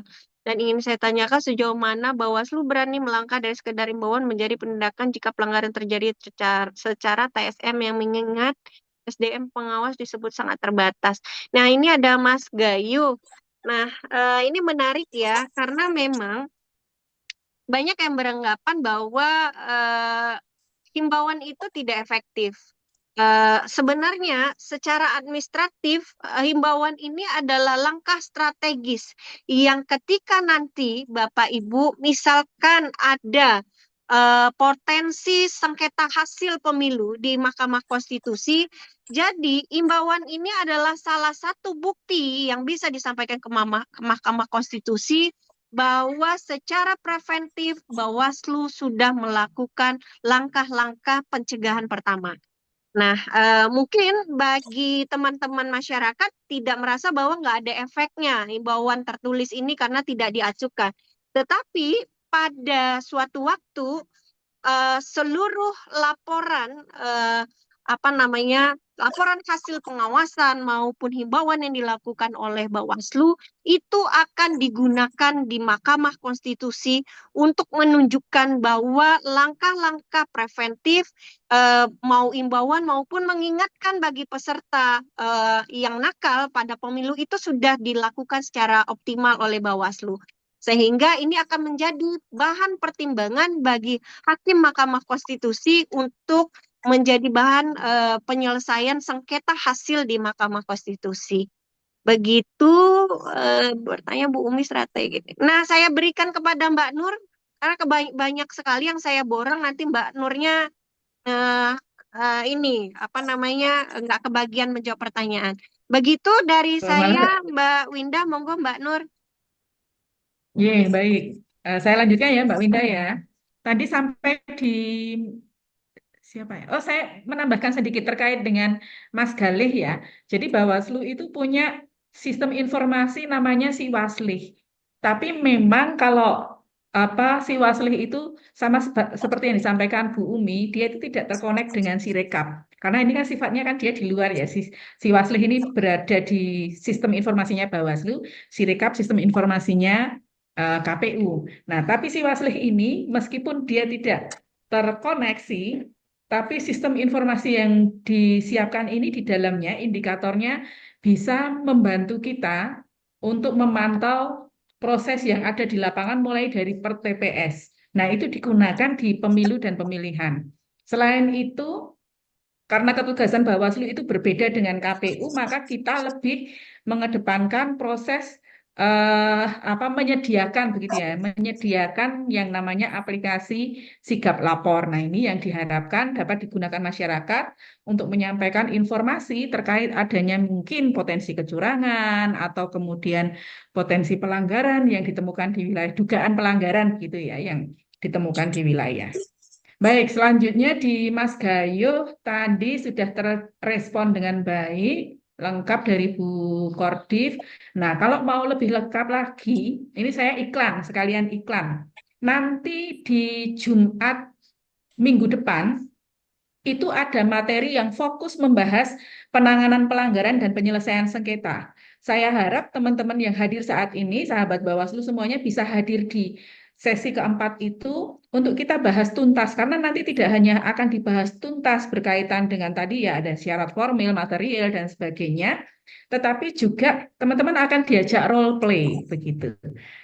Bagaimana kalau kemudian terjadi dugaan pelanggaran yang di teman-teman temui di wilayah dan sebagainya. Selanjutnya di Pak Ibnu terkait dengan strategi pengawasan partisipatif, terutama di, maaf agak batuk, money politik sama seperti yang saya sampaikan di Pak Danang tadi, kita mengedepankan proses kolaborasi. Kenapa harus kolaborasi? Ya kami sekarang sudah tidak punya kekuatan untuk menggandeng teman-teman badan ad hoc karena memang bukan di wilayah tahapan ya, sehingga saat ini kami hanya bisa kemudian berkolaborasi dengan eksternal pihak-pihak terkait yang tentu punya kepentingan terhadap demokrasi di Kota Jogja. Kemudian di Pak Andi, ini bukan Pak Andi Kartala kan ya? Oke, bagaimana Bawaslu mengidentifikasi dan mengatasi faktor-faktor risiko yang berpotensi menyebabkan pelanggaran pemilu pada non-tahapan dan tahapan kampanye, seperti penyalahgunaan kekuasaan, money politik, dan oke. Identifikasinya melalui proses pemetaan kerawanan. Nah, pemetaan kerawanan kalau pemilunya nanti di 2027 mulai apa namanya eh, apa sih? Apa istilahnya saya lupa. Pokoknya mulai diawali begitu ya, diawali dengan tahapan pertama dari perencanaan program penyusunan regulasi dan sebagainya itu. Nah, di situ Bawaslu itu nanti sudah mulai untuk melakukan proses identifikasi, mengidentifikasi potensi kerawanan yang ada di wilayah. Kalau kami belum punya badan ad hoc, kalau di masa pemilu dan pemilihan kan pemetaan kerawanan ini kami dibantu oleh teman-teman badan ad hoc. Maka kemudian pada pasca pemilu pemilihan ketika kami tidak punya badan ad hoc, Bawaslu Kota masih memiliki stakeholder terkait yang kemudian bisa memberikan masukan dan bisa membantu bekerja sama begitu memotret kondisi wilayah Kota Jogja yang sebenarnya. Di Kesbangpol Kota Jogja itu juga ada FKDM, Forum Kewaspadaan Dini, begitu ya, masyarakat terkait dengan eh, pemetaan potensi-potensi kerawanan di wilayah dan itu membahas tidak hanya secara umum bahkan terkait dengan politik pun menjadi bagian yang tidak terpisahkan dari pembahasan yang ada di situ. Ada juga forum di apa Forkompinda Kota Jogja yang Pak Andi, Pak Ketua juga terlibat di sana. Nah, forum-forum ini termasuk kolaborasi dengan kepolisian, kejaksaan, dan sebagainya menjadi bagian yang kita libatkan dalam memetakan kerawanan di Kota Jogja. Mbak Mila, jika pencegahan sudah dilakukan oleh penyelenggara, tapi saat pelaksanaan masih ditemukan adanya unsur dugaan pelanggaran, bagaimana menyikapinya? Pasti akan tetap ditemukan, Mbak. Yang namanya manusia itu nggak sempurna ya. Jangankan eh, Bawaslu, kita sendiri juga nggak sempurna. Maka kemudian ketika menghadapi ketidaksempurnaan itu yang bisa dilakukan apa? Ikhtiar. Ikhtiarnya apa? Mengajak masyarakat untuk peduli terhadap proses demokrasi. Salah satunya dengan apa? Memberikan literasi demokrasi melalui ngaji demokrasi, mengajak forum peduli demokrasi, kemudian merawat Jamrut, ada jaringan masyarakat peduli demokrasi di Kota Yogyakarta. Ini salah satu wakilnya ada Mas Dovi ini di sini, Pak Kisandri juga. Kemudian eh, apa menindaklanjuti sesuai dengan regulasi yang berlaku. Regulasinya apa? Kalau pemilu pemilihan ke depan pasti regulasinya akan berbeda karena sebagaimana perlu kita ketahui bersama, undang-undang pemilu saat ini masih dalam proses ya, masih dalam proses untuk revisi. Nah, nanti bentuknya revisinya seperti apa begitu kita tunggu saja. Selanjutnya sampai maghrib gas, Mas Dovi. Oke, ini selesai kayaknya ya. Iya. Oh, Pak Dana, apalagi saat ini ada pemutahiran data pemilih berkelanjutan, momen yang tepat untuk memperbaiki dari pihak KPU dan Bawaslu. Oh, nggih. Ini juga momen yang tepat untuk saya matur ke Bapak Ibu semuanya yang hadir saat ini sekalian ya, karena PDPB itu menjadi salah satu core bisnisnya Bawaslu untuk melakukan pengawasan. Kalau di tempat Bapak Ibu, teman-teman, sahabat Bawaslu semuanya ada pemilih yang warga sekitarnya begitu ya, entah itu meninggal, entah itu pindah domisili, keluar ataupun ke dalam masuk ke kota Yogyakarta, sampaikan ke kami. Nanti kami akan mengawal data tersebut untuk disampaikan ke KPU. Nah, ini salah satu bentuk tadi, ada pencegahannya, ada pengawasannya partisipatif melalui masyarakat, terus kemudian actionnya apa? Actionnya adalah menyampaikan kepada KPU. Setelah itu, nah satu lagi ini terkait dengan tadi, sudah ada imbauan, kalau udah ada imbauan terus ngapain? Kalau sudah dihimbau, apakah sudah selesai di situ? Enggak, Bawaslu kemudian melakukan pengawasan supaya yang kita himbau tadi tidak melakukan pelanggaran gitu. Kalau ternyata terjadi pelanggaran, apa yang dilakukan? Nah, nanti masuknya ke proses penindakan. Penindakan itu nanti di sesi keempat materi Pak Janta. Nah, terakhir ini Pak Kisandri ke bumi nih. Pak, saya bacakan Bu Umi. Pertanyaan Iya. lanjutan dari Pak Kisandri sehubungan dengan yang dipaparkan Bu Umi tentang pelanggaran yang dikategorikan kadaluarsa expired gitu ya. Apakah tidak Hmm. bisa ditindaklanjuti untuk ditangani mengingat untuk pemberantasan pelanggaran yang seakar-akarnya bisa dituntaskan dari hal seperti ini. Nah, ini pertanyaan terakhir juga ini. Monggo Bu Umi. Iya. Iya. Makanya kita itu punya namanya prosedural dalam melakukan penegakan hukum. Nah, ini menarik pertanyaannya, Mas Andri, karena waktu Pilpres di Mahkamah Konstitusi, ketika membedah regulasinya, bagaimana penegakan hukum dalam undang-undang pemilu, kemudian SOP untuk melakukan penanganan pelanggaran, Mahkamah Konstitusi, hakim Mahkamah Konstitusi itu saja speechless gitu, melihat sangat singkatnya waktu untuk melakukan penanganan pelanggaran. Mereka saja untuk melakukan persidangan, mengidentifikasi permohonan yang masuk itu butuh waktu yang longgar. Nah, di Bawaslu itu 3+2 untuk di masa-masa tahapan pilkada. Bayangin Bapak Ibu, kita mendapatkan misalnya informasi bahwa ada potensi pelanggaran. Nah, kemudian harus menelusuri di lapangan, mencari saksi, mencari alat buktinya dan lain-lain. Sambil kita mengawasi tahapan yang sedang berlangsung. Nah, ini kan tentu tidak mudah, apalagi tidak semua SDM dari Bawaslu itu berlatar belakang hukum. Nah, ini juga menjadi tantangan di internal kita. Nah, sehingga untuk mengidentifikasi ini butuh kajian yang dalam. Itu satu, itu baru permasalahan di internal. Belum permasalahan yang ketika nanti temuan itu diregistrasi dan dilanjutkan berhadapan dengan namanya Gakumdu. Ingat, untuk menentukan itu adalah sebuah pelanggaran atau bukan, itu ketuk palunya bukan hanya di Bawaslu, tetapi ada namanya Gakumdu, Sentra Penegakan Hukum Terpadu. Nah, di dalamnya itu ada kejaksaan dan kepolisian. Bapak Ibu bayangin, Terkadang dari kacamatanya Bawaslu itu sudah dianggap bahwa ada potensi pelanggaran. Tapi misalnya dua lembaga lain, kepolisian dan kejaksaan beranggapan bahwa tidak memenuhi unsur misalnya bahwa itu ada pelanggaran yang dilakukan dan lain-lain. Perdebatan untuk di Gakumdu ini saja sudah memakan waktu. Nah, di sana tantangan yang luar biasa Bapak Ibu. Dinamika penanganan pelanggaran yang terjadi bagaimana untuk menegakkan sebuah proses penegakan hukum pemilu. Jadi masyarakat umum biasanya tahu nih Bawaslu kok udah jelas-jelas ada penegakan di sana, tapi kok nggak dilakukan penindakan misalnya.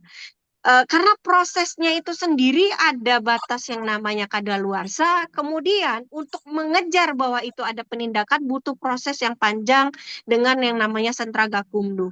Nah, inilah Bapak Ibu celah regulasi kita yang harapannya kita ke depan di 2029 ketika masyarakat ikut terlibat dalam proses pengawasan partisipatif juga memberikan masukan kepada pembuat undang-undang bahwa banyak celah regulasi yang perlu diperbaiki untuk penegakan hukum pemilu ke depan.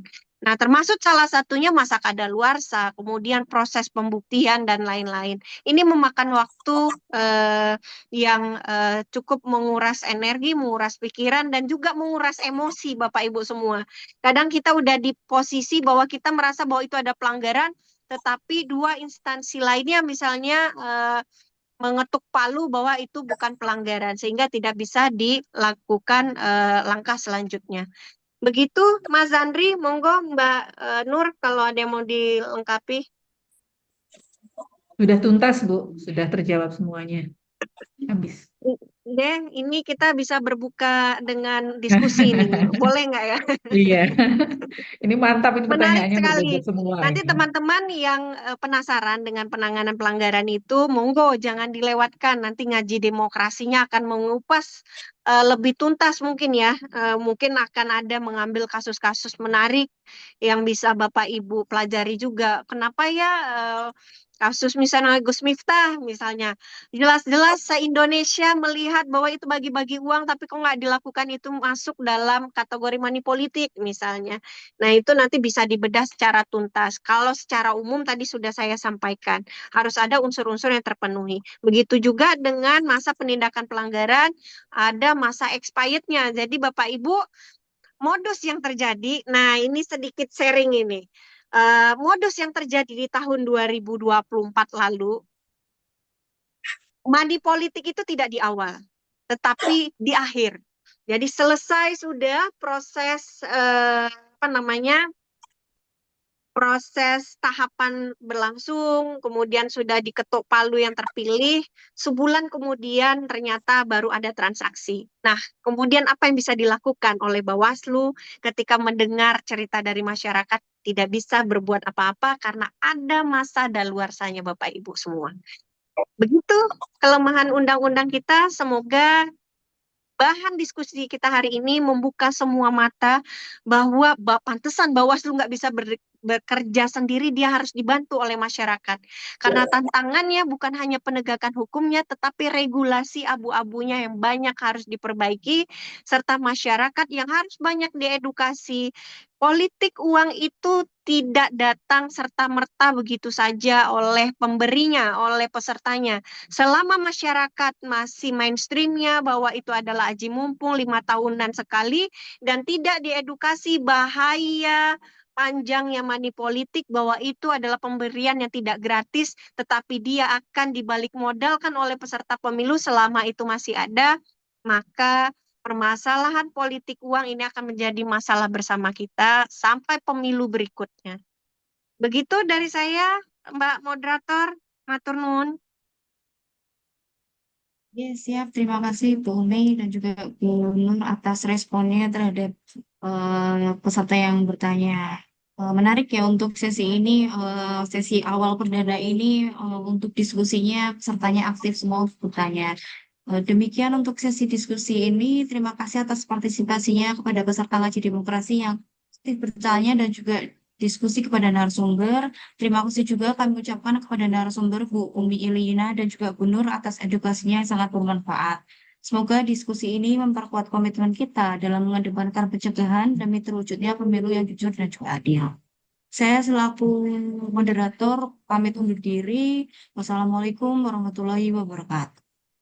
Saya kembalikan kepada Waalaikumsalam pembawa warahmatullahi acara. wabarakatuh. Fotonya sudah, Mbak? Belum, Ibu.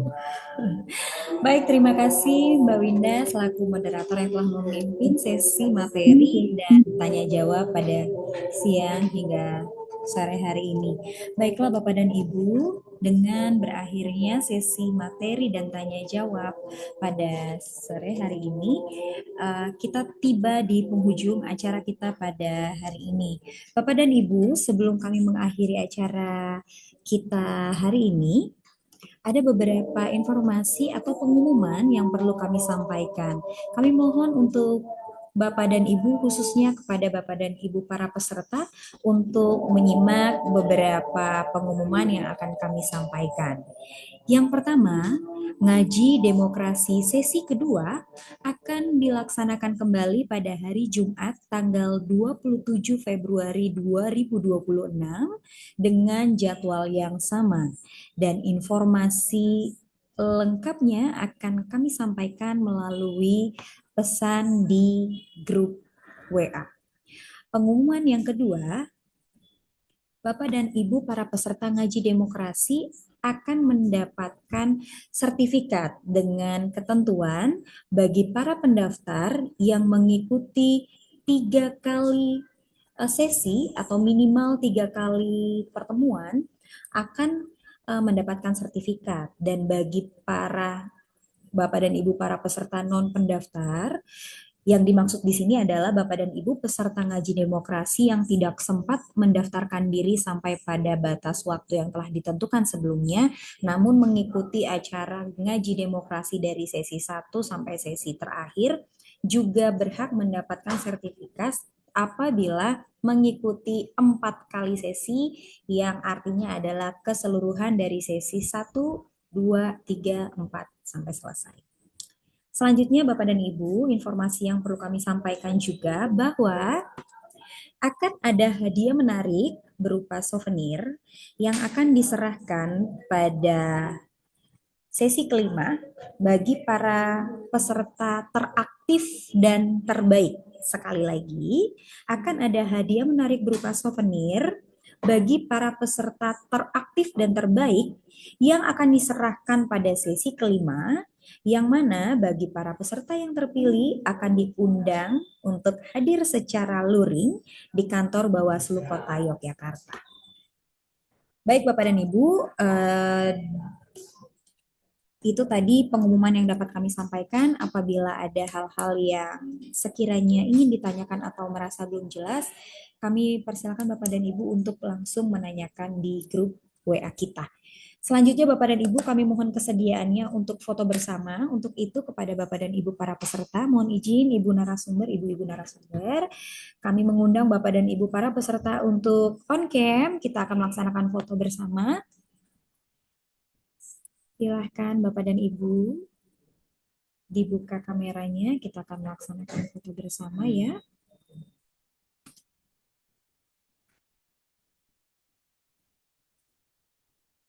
Baik.